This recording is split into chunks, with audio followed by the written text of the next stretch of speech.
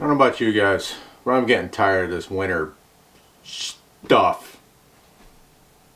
I'm over it. I want to start playing and not be soaking wet or freezing. I don't know about you guys, but I'm ready for it.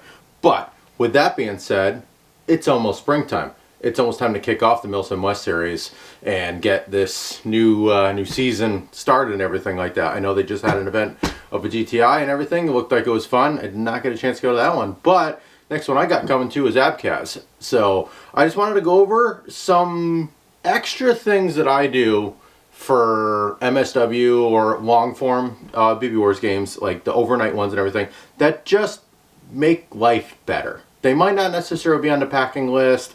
They're generally not anything big or heavy. It's just a couple extra things that you can throw in your ruck or throw on your kit that just seem to improve quality of life. Because we talk about stress, right? You know, Milsim West, it puts you under stress. It's always like, hey, you know, from being up all night, the ruck in, the physical stress and everything. But there's also such a thing as physiological stress, meaning the environment.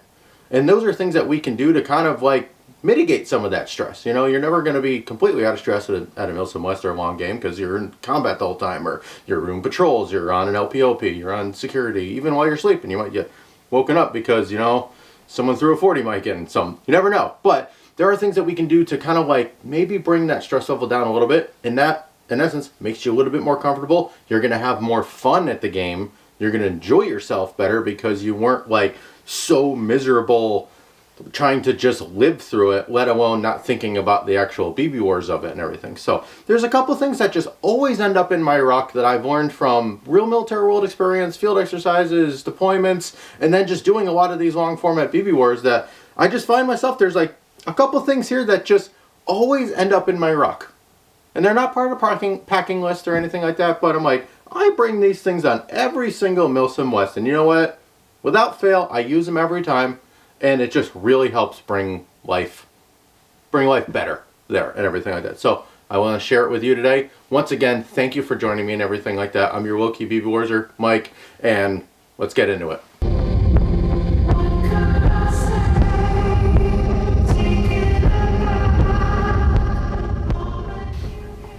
Alright, you know, for the people who've seen my videos and everything, and anyone that knows me, I love talking kit. I love spending money on kit. I love building plate carriers and all the fighting accoutrement and everything like that. But sometimes there are basic things that seem to get overlooked. Not by everyone, but from what I've seen of people that are going to these events and everything like that, they're running around in full cry gear. Or they've got really good kit, but then sometimes their sustainment stuff is lacking a little bit, or they're just so focused on like the actual like BB Wars, the fighting, you know, like my fighting kit, that they forget that for people that have done Milsim West and everything, that's not a big part of it. You're honestly not in like combat or actual fighting majority of the time there. The majority of the time there, you're patrolling, you're moving to contact, you're just trying to find sleep, you're trying to get comfortable as best you can. So I find that a balance between your fighting kit, like, you know,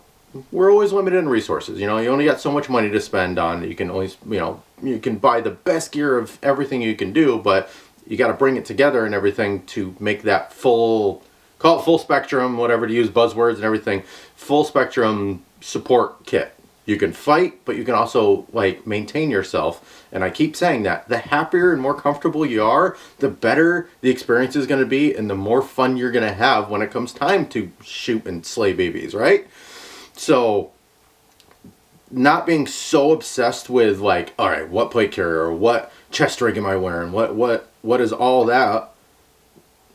Just focusing solely on that, kind of expanding horizons and everything. And again, that's why I'm kind of going over this. And for me, everything starts at the base, right? Footwear. And I know so many people go over this, and there's tons of videos, and everyone, if you look at the MSW Discord, my God, there's so many conversations about boots and everything like that. But you show up, and without a doubt, half of the guys are in either like sneakers or the biggest Gore-Tex work boots that probably weigh 2 pounds a piece and everything like that. So if you're gonna start doing Milsim West, or you've been doing Milsim West and everything like that, and you're deciding between, hey, do I want to get this AVS, or hey, do I want to get like a good pair of boots? Everything starts at the feet. Your feet, if your feet hurt and your feet are miserable, you are miserable. It just, I mean, looking back in history and time and everything like that, feet problems and foot problems stopped armies. It really did. So, for me, I know I'm going to piss off all the Salomon fanboys out there and everything like that, but I like Salomons. I do. They're light and a lot of fun. Like, I like using them for like single day games, but for overnights and living in them, I honestly don't particularly like them. I have had a pair fail on me, and they're almost, they don't offer, for me, they didn't offer enough support. Again, footwear is very personal driven, right? Like, some people swear by it. Like, my best friend swears by Salomons, loves them, will wear them for everything. They didn't work great for me. I wear a Sowell Fugitive GTXs. Now, I have been wearing these boots for the better part of 15 or 20 years, different pairs, but from alpining, civilian hiking, to my deployments, to BB Wars, and without a doubt, these have never failed me. They're the right amount of insulation in the winter, but I still wear them in summer. There's no insulation in them, but I find them pretty warm during to winter. Even when I have like the gaiters on them, everything like that, their Gore-Tex membrane is fantastic. So I generally don't get bad wet feet, even in rain and everything like that. The support they give is perfect for a heavier, because especially if you're wearing plates, your ruck and everything like that, you know, you're wearing 40, 50, 60 pounds of gear and everything like that. It's got a full carbon shank inside of it, so they're pretty stiff. Yet the front of it, you've got enough that when you want to do that fancy CQB footwork, you can. So, but this is what works for me. But I'm just saying, when you're looking at building a Milsim West kit and everything like that, one of your first priorities, not necessarily of like, hey, what pouches, what rig, what am I doing, everything like that, start with your feet. Really, it's just, it will help your experience the entire time. That if you like invest and get good footwear that you find super comfy, that's decently light, mixed with the requirements that you have, whether or not you like Gore-Tex boots, whether or not you want non-Gore-Tex boots, high, medium, that's on you. But really, try them on, break them in, go for rucks, go for a hike with them.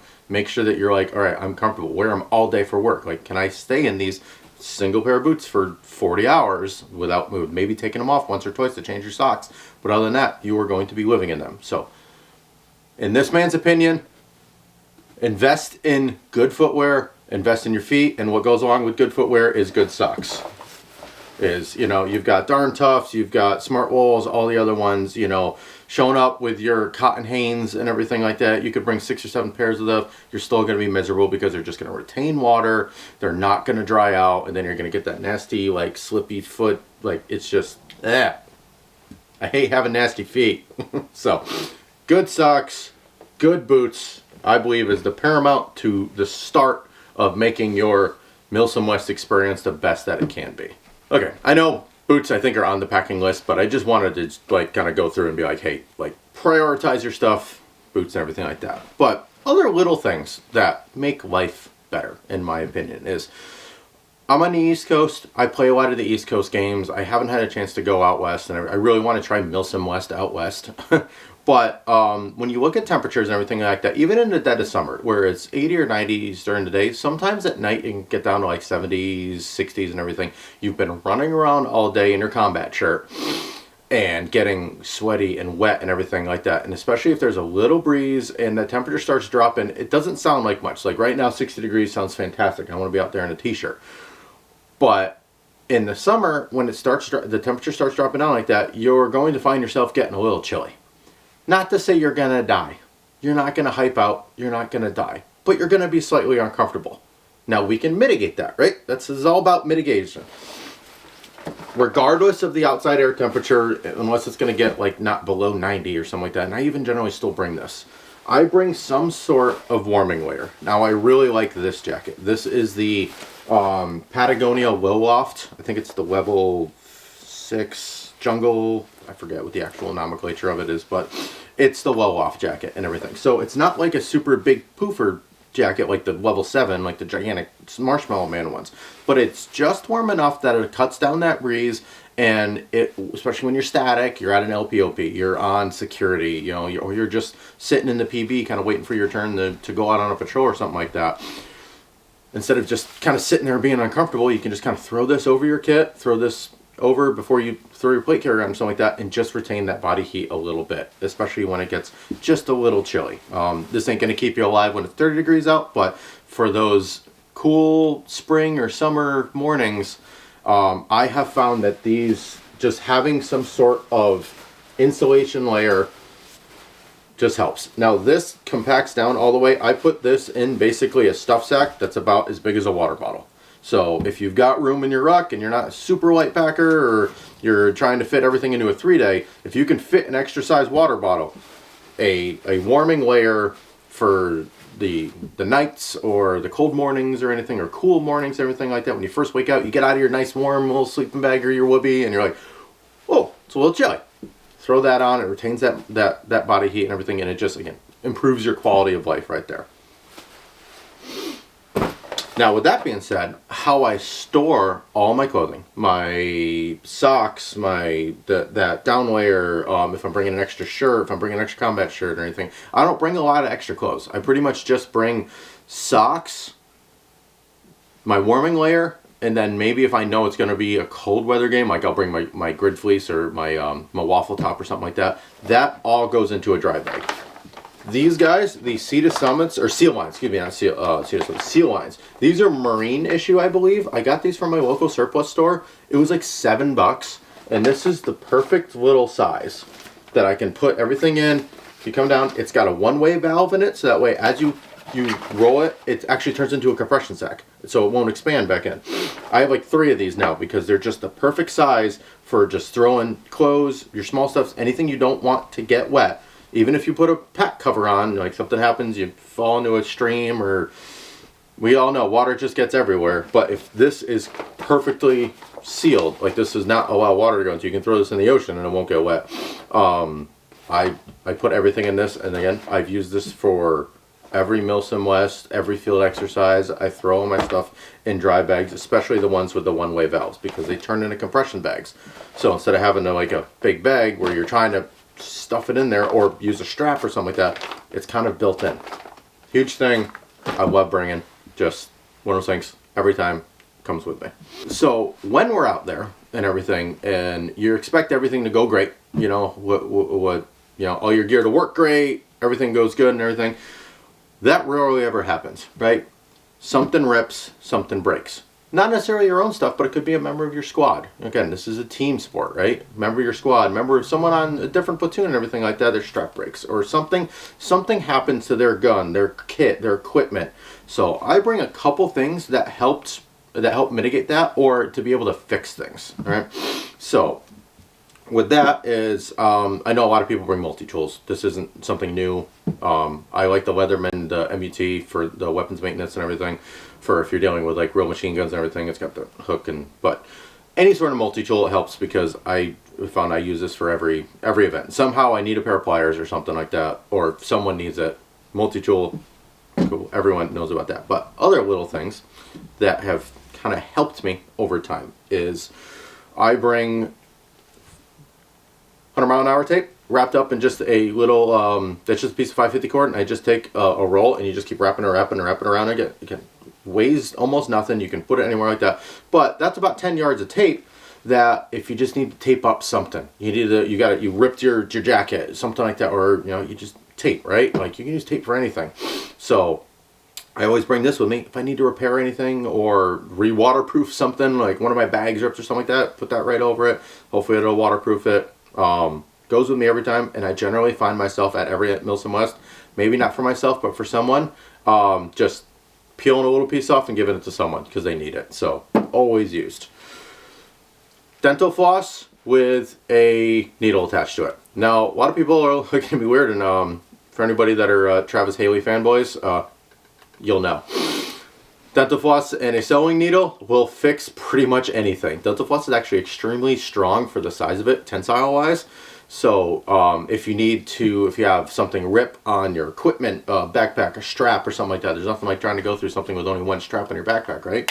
You can actually hand sew with dental floss and repair it enough that you can get out of the woods and still continue to fight. So used it multiple times to just throw a quick stitch in something or close something. It seems dumb, but I've used it almost every time. Really have. On jamming rod. This is one of the, crap, I get it. I got this issued to me in our cleaning kits. I forget the name of the manufacturer, but the Otis. That's what it is. Otis cleaning kits. The amount of times that I see a BB jam, especially in a MG, you know, if someone's running a 249 or 240 or something like that, and they're just trying to cycle so many BBs through and everything, you never know. That hop-up chamber just closes up and you get that dreaded BB jam. No one brings an unjamming rod with them, right? Because that's a big long, you know, we're not using muskets anymore. So I have found that I have generally used this at almost every Milsim West, not for cleaning or anything, just for throwing down a barrel, popping that BB out, drive on, and generally that weapon system is back up again. So another little piece of kit that seems like nothing, but I have found that I have used it at almost every Milsim West I've gone to. All right, in the eventual or inevitable circumstances that you do hurt yourself, i.e. walking through thorn bushes or landing on cactuses or grabbing your rifle and just missing and slicing the hand or something like that, most of the injuries that we get are very manageable and everything like that. They're cuts, scrapes, and bruises, right? Now, I see a lot of guys that have like full-on IFAKs on their kit because, again, it's Milsim, embrace the LARP. I love it, but you're not going to use your Israeli bandage to fix your little quarter-inch cut you got on your hand because you grand thumbed yourself or something, you know? So, I have this little guy, and it's just got basic stuff like your, you know, cleaning, antiseptic towels, some Advil, Band-Aids, a couple butterfly closures, so in case I do get like a decent, you know, decent cut that I need a butterfly close. But I have used this more often than a real IFAK because most of that stuff, that's massive trauma and that's going to kill you stuff that's in an IFAK, whereas this is stuff that really happens to you. You know, poison ivy, antiseptic wipes and everything, so in case I look down and I realize I put my hand in, I'm allergic to it if someone else is, so put your hand in it and you're like, damn, okay, so that way I can alcohol wipe that off and everything and hopefully not have it flare up. So little first aid kit and everything like that, and again, I personalize this for stuff that I have seen, you know, the amount of times that I've cut my hands on or gotten bad scrapes because of thorns and stuff because you're egressing, you're bounding, you know, you're not feeling pain, and next thing you know, you look up and it looks like you got attacked by a cat because you ran through a thorn bush. You can kind of clean yourself up and everything from there.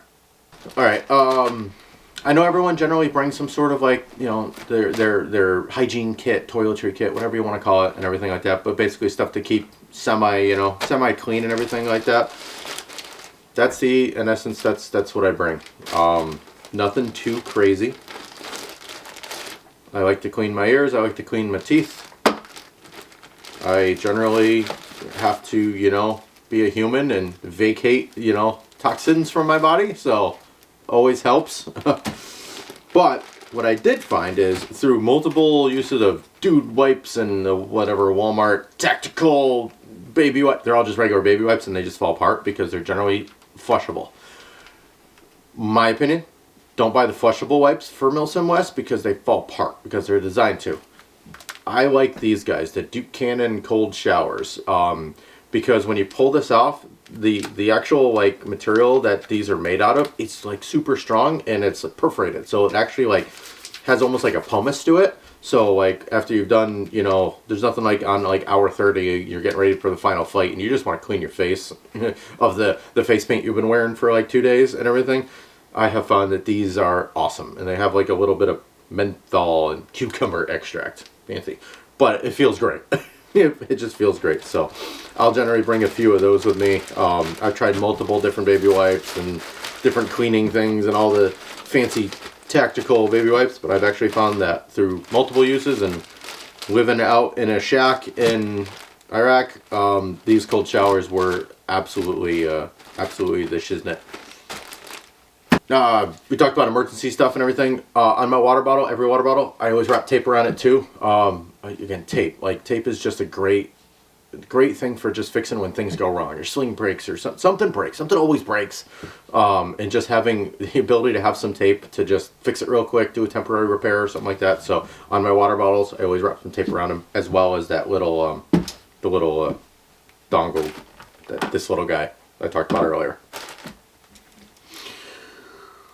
tools for fixing anything, I'm generally always running either a gas blowback or a support weapon. And the gas blowback's great. Like all my other videos, I've gone over them. They're you know, they're pretty much maintenance free out there and everything like that. The reliability is very great. However, when I run my machine gun, we all know how machine guns are. I've had pretty good luck, but you never know. So this little multi screwdriver I got from Klein. I got it at Lowe's. It actually has all these different bits.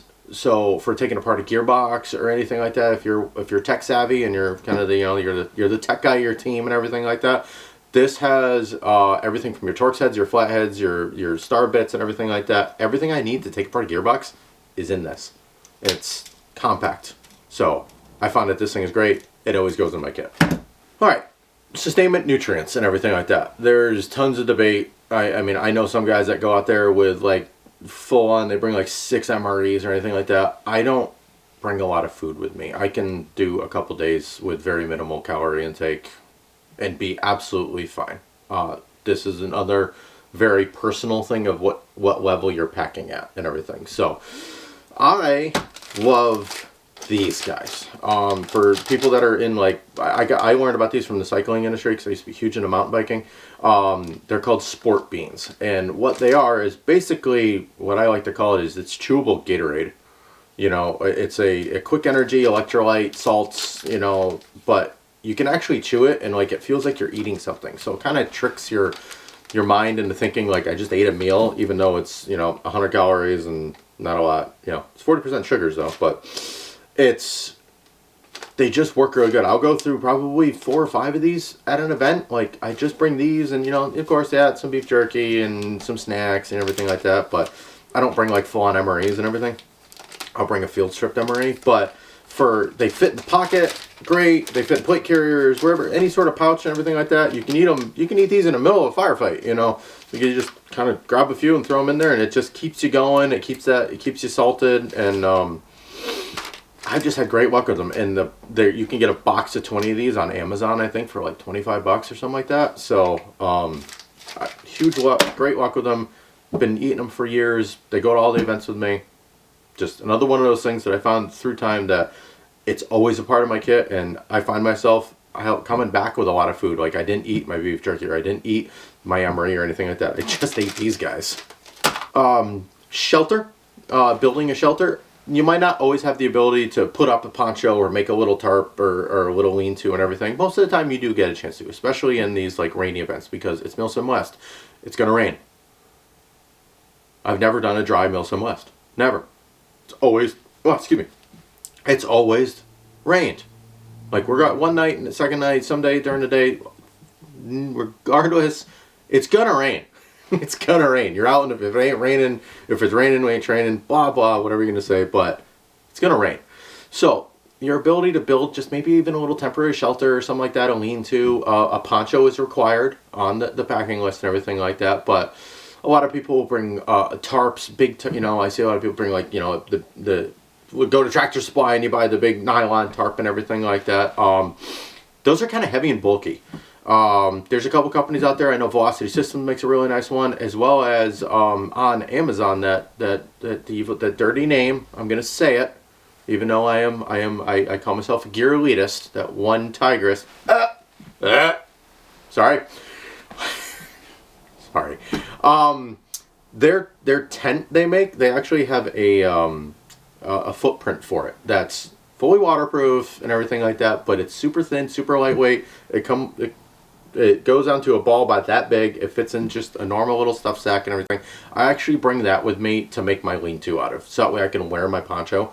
So if I want to like wake up in the middle of the night, go pee, or if I'm sitting at an LPOP and it's pouring, I like to have my poncho on versus my wet weather gear because I can put it over all my gear and everything stays dry, not just me, where instead of having like wet gear and you're dry. So I build my shelter half out of that. With that, I bring gutted 550 cord and a couple of the plastic tent stakes and everything. I just keep it just like that and everything like that, throws into a pouch. And regardless, every Milsim West I've done, I've somehow used this for something. Either making a shelter or just securing my poncho down to my kit if I'm just turtling it real quick. The winds are getting kind of crazy.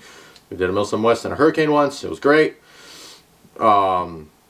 But again, more stuff that just always goes in my kit, and I always use it. So these are all about 10-foot lengths of gutted 550 cord, and they just daisy chain it together, so I can just pull it and it expands out and everything like that, but kind of comes together in a nice little package there. Batteries for we're all very tech savvy, most of us, and everything like that. I know a lot of people bring like the big USB battery and everything for their phone and stuff. I do that too and everything, but this little guy can go into a pouch, into a pocket and everything like that. I make these, but I will fully admit that I did not come up with this idea. I saw it from someone else. It's just basically very easy to make because it's just the stretch material and a little bit of 330D. And this can resupply all my basic electronic equipment that needs batteries and everything like that. I got my AA's for my nods. I got my 123A's for my thermals. And then I got my AAA's for my contacts. And that's basically it. Not talking about radios and everything like that, but just like the basic stuff you're wearing all the time.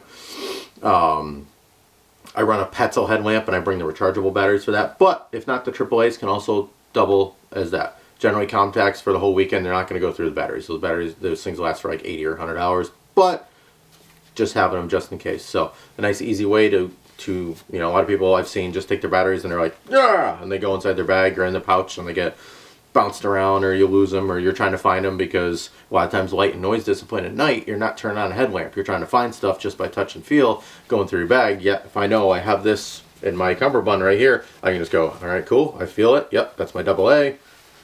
Replace my NOD battery, you know. So having a way to organize your stuff that you know what it is by touch and feel, so that way at night when you're, you know, you could be close, you could be on an ambush point where you're not going to want to turn on your headlamp or pop your head up if you're under a scrim or something like that trying to hide from thermals. You're not going to want to you know, expose yourself. Summers, right? Summers. It's hot, it's nasty, and it's buggy, right? I hate bugs, but we have to deal with it, right? Mosquitoes, everything like that. Again, I play mostly on the East Coast and everything like that. Mosquitoes are rampant. I know West Coast, you guys got a bunch of your own problems and everything out there. So a couple things to mitigate getting bit, especially when you're static. It's one thing when you're moving and fighting and everything like that, you're not caring. But when we're at our PB, we're sitting, we're smoking and joking around, I find myself, and I only put this in my kit for the summer. I don't put this in the winter or anything like that. But this is a Seed to Summit head bug net and everything, and it just keeps the bugs off your face and out of your ears and everything like that. Again, use it all the time when you're just kind of sitting around and everything. It just comes out and you just, you know, I know everyone's going to make fun of you about it, and then when they're sitting there going like this the whole time, and you're just like, I might look dumb, but I'm comfortable. I'd rather look dumb and be comfortable. I know airsoft rule number 1 is look cool, but you know what? You're going to look cool when not looking like you have leprosy because you get attacked by mosquitoes. And with that, I always bring my thermosil. I know you guys are all probably going to hate me for this, and everyone that's like real tactical is be like, oh, you can smell it in the heat. And this is for the PB, or if I'm like maybe at an LPOP, I'll put it down low and let it radiate up. It's another one of those that I will sacrifice that for being semi-comfortable and not covered in bugs. I have brought this with me all the time on training exercises, and I mean, I bring this every time I go to Fort Drum, because anyone that's at Fort Drum in the summer knows it is insane with the mosquitoes up there. This works great. These things work awesome. These thermosils, you bring a couple of the little pads that are like, that have the citronella or whatever that's used, the smelly stuff built into it, and it burns it all off, and they just work great. And then there's this cool company that makes a little holder for it, so you can just kind of put it on your kit or anything like that, and it just radiates out. And yeah, this is purely one of those, like, to make myself more comfortable. This is not tactical. This is not like high speed, low drag. This is freaking high drag, low speed stuff. But I'm a pogue and I know it because I bring this, and I'm fine with that because I'm comfortable. So, all right, everyone. Once again, thanks for watching me just autistically pontificate about like, oh, I've researched all this stuff and I've done this a million times and I must share my knowledge with the world and mansplain everything. Yes, autism. But if you made it this far, thanks again for watching, everything like that. Hey, what do you guys bring? What does everyone else bring? Do you guys like have this little thing like, hey, I know every Milsim West or every airsoft game I go to, I always bring this one little piece that maybe not be a part of. Put in the comments. Let me know. I'm always looking for new ideas or looking for that knowledge exchange that if like, hey, I always bring this and it helps really good. Or, you know, hey, I found a different screwdriver or something like that. Let me know. Put it in the comments. Everything like that. We'll start a dialogue. It'll be fun. Again, I love talking to you guys. It's so much fun. Open up my YouTube and it's like you get the little notification that this person comments like, ooh, someone to talk to. I'm not sad and lonely, I promise. But again, extra stuff that I bring with me to Milsim West that's not like big or I'm not changing the entire packing list. It's just little stuff that, I mean, altogether this stuff is like what, maybe the size of like one little ditty bag. I bring that with me and it just makes life a little bit more comfortable. Trying to mitigate those physiological stress conditions to have a more fun time at these events. But again, if you have any questions, comments, hey, what do you bring? What's extra? What do I always throw in my bag? Leave a comment, let me know and everything like that. And until the next time, thanks for watching and I'll see you guys later.